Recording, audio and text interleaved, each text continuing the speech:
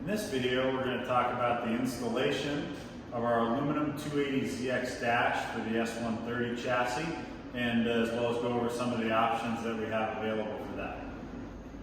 All right, so here's the kind of a big layout of the dash and the other components that go to it to get all this installed. The dash itself, you can see it's got some gauge hole cutouts in there, and that's just an option that we have for someone that wants to screw in the aftermarket gauges. We're also going to make this available with no gauge cutouts in the front, so you can mark and drill and configure that however you want. And again, another nice option, since this is aluminum. One, it's lightweight, but two, it gives you a nice canvas to put in extra switches and gauges and kind of anything you want to do for that. We have a little hump built into it that is right above where the gauges would go. Tabs in the top that are bent down to attach it to the factory location in the top, as well as a little bolt seal that you can see there on the ground, where we'll just install that on the back so it can have a nice cushion where it bumps up into the firewall right there below the windshield. We have the two plates on the sides that will screw on. We'll show how all this installs here in a minute, but those screw in. And then as we move down closer to the camera, we have our lower dash panels, which these we already make available for the 280ZX. And really the only difference with this is that we've added some PIM hardware in here, and that's to secure the bottom of the dash to these panels. If you've already purchased these panels from us and have mounted them with the factory dash, you can still use the panels that you currently have, but obviously you won't have this PIM to put in a machine screw. So you can either drill a hole in the existing one that you have and use a machine screw and a nut, or what we did when we were testing it is we just used some self-tapping screws and attach that together. So that's an option, or you can obviously get the new plates with it, but the only difference on the dash, lower dash panels, which is this one and the one that would go on the passenger side, is that we added these threaded pins in there. Then we look at the dash center panels here. There's just two options, one that's blank and one with the single DIN cutout. This one is different in order to mate up to the dash. It's actually less material and formed differently. So even if you already have our dash center panel, in order for it to work with the aluminum dash, as much as we tried, we needed to make a new one in order to get that to integrate correctly. So this is obviously all raw aluminum. It's going to be available raw aluminum, also powder coated black. And so then the next, and you get what you, the dash, the side pieces, the bolt seal, and then the center, dash center panel will come with it. And then you get the option to choose the lower dash panel pieces, because you may already have them, and if you don't, then you'll need to get these to get all attached together, as well as all the mounting hardware that you're going to need to put this together. So here, right now, we're going to go and start putting some of these pieces into the 280ZX and show you how it installs. So here we are inside of one of the 280ZXs, and we've already pulled out the dash, and we've disconnected the heater setup, but we haven't finished taking it all the way out. So one of the things is that if you're doing the aluminum dash for your race car, you're going to delete all that stuff and you're not going to need it anyway. If you're going to be, kind of like a weekend warrior, you just want the look of the aluminum dash, but still want to have your climate control and stuff.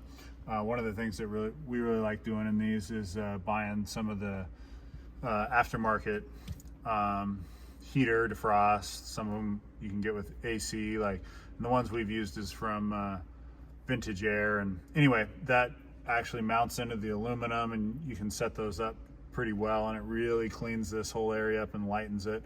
So but for the sake of the video, we're just pushing it out of the way, and then continuing on. And the first thing that we're going to put in is this dash center panel. And keep in mind that the dash center panel comes included when you buy the dash, and the lower under panels are an option that you can add on. And the reason you will need them for it to secure securely on the passenger and driver side, but some of our customers we know already have these, and you don't need to buy them again if you already have them. It just won't have the threaded inserts in them like the ones that come with the dash will.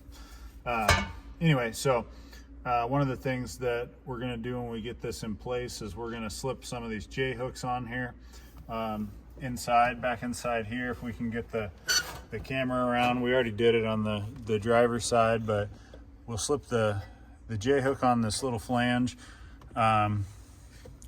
We've already, I guess a good thing to point out was like the radio cradle and stuff that was inside here. We already removed that and prep this to be ready.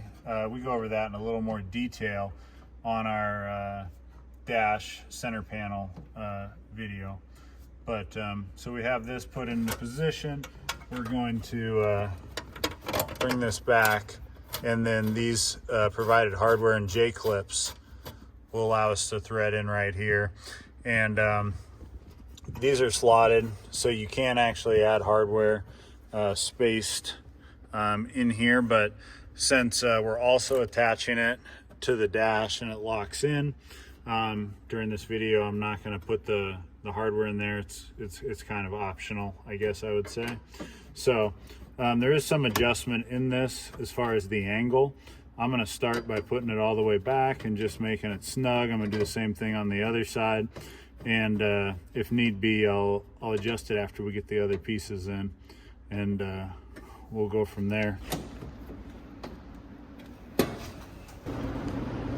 Okay, now that we've got the dash center panel in, we're going to put the bulb seal on the dash, and then I'm going to undo the screws that are holding the steering column up to the dash frame, and we're just going to drop that down a little bit so it's easy to slip the dash into place. You could do that by also removing the steering wheel too, if you didn't want to drop the steering column at all, or you already had, say, maybe a quick release steering wheel. You should just be able to pop it off and then slip the dash into place loosely, and then we'll move on to the next step.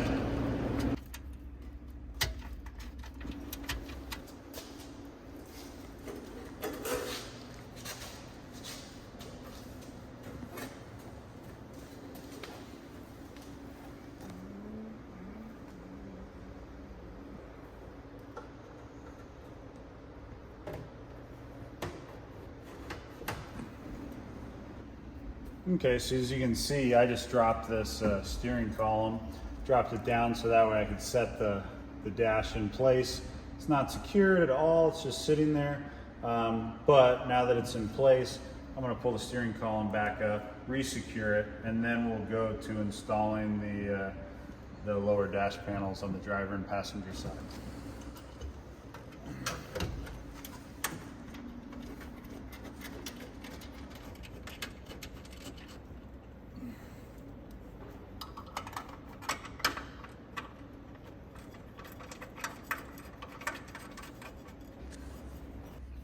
So next I'm going to put in the lower dash panel. This one's the driver's side because it's got the cutout for the hood release.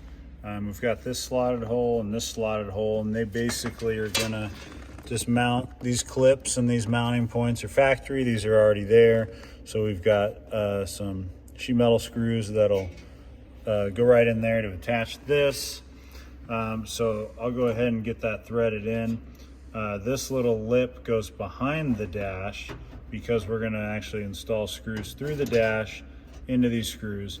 And if you already have these from a previous order from us without the dash, then you'll be able to put them into place, mark them, drill them, or just use like a self-tapping screw like this one. And if needed, we can just contact us and we can give you a couple of these, so if that's the option you want to go with. But I'll go ahead and get this side in, and then we'll move to the passenger side. It's the same process with the factory mounting points. The passenger side just doesn't have the cutout in it, and so after we get those put into place, we'll start getting the dash aligned and situated, and we'll start securing the dash itself.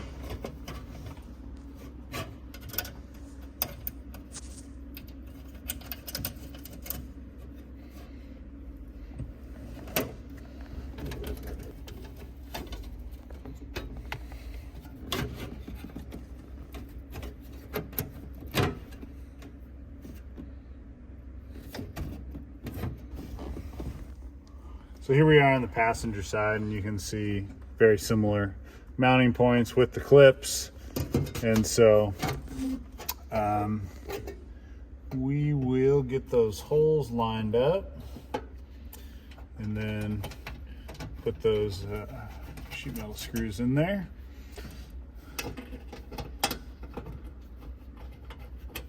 And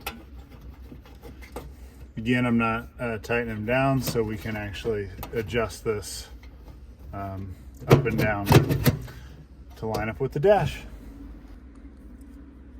So now that it's all, the lower panels are in, the left and the right side are a little bit loose, dash is sitting in place. I like to try to line these tabs up because there's factory mounting points there, and comes with the same with those tabs, and they use those sheet metal screws. So I kind of like the long screwdriver approach, and you can, those are slotted holes, so you can slide them up and down. I like to push them about all the way down, and then start snugging those in to secure the top of the dash. So there's 4 total. So we'll go ahead and get all 4 of those screws in to get the top snugged in, and then we'll take a look at how we're going to align the bottom.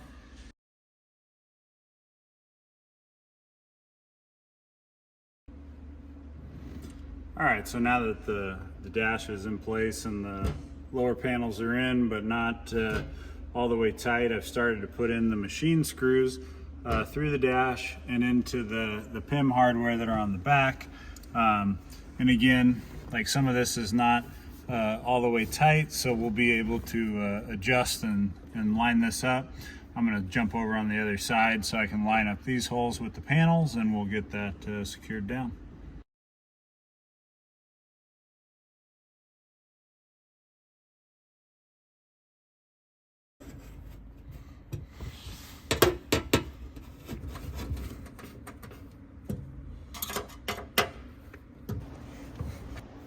All right, so now that we got the dash in and the under panels and everything in, I went through and I tightened the screws that are attaching the lower part of the dash to the under panel, but I still have not tightened these screws in the lower panels that are allow it to slide and flex a little bit.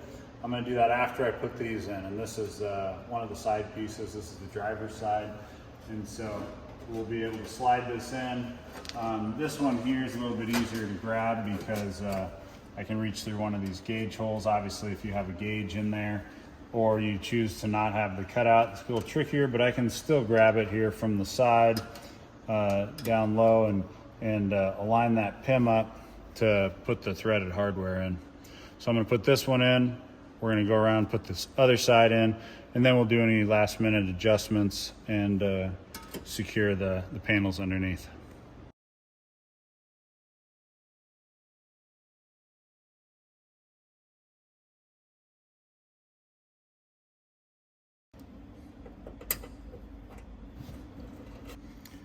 Now that I've got the panel in on the side and tightened, and we've done the same on the other side, I can come through and I can tighten up these screws on the bottom, and just kind of give you an idea. Well, I also have the clamshell out, but I've already popped it back on, and I can tighten that in. But just to kind of give you an idea of you know, now that these pieces are all kind of tied together, this is all made out of 050 aluminum, so it's extremely lightweight, but you can see, like, you know, trying to push on it, that it all ties together and becomes extremely rigid. I mean, even here, like, I can grab onto this, and if you look at the car itself, I'm grabbing and able to move this whole car, and you can see the dash, and it's just locked in. And that's kind of the beauty of adding these bend lines and the way the different pieces tie together to really make a nice secure piece while keeping it extremely lightweight.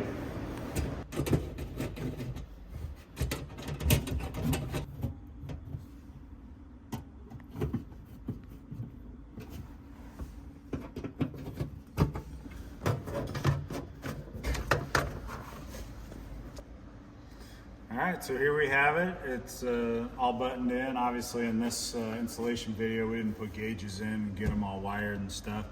We just wanted to give you the quick rundown of how all these parts work together and how all that secures in. We haven't even secured this yet, but this is our aluminum center console that you can kind of see that also ties into that as well. Needs the shift boot and the bezel. But here you have it. We've resecured obviously the steering column, and this is in our 2+2 project. We also have our ZX Turbo project that we're going to be putting one of these in here in the near future. These are available as pictured here in raw aluminum as well as black powder coat, and you can get these at Skillard.com. If you have any questions, email us at sales@skillard.com.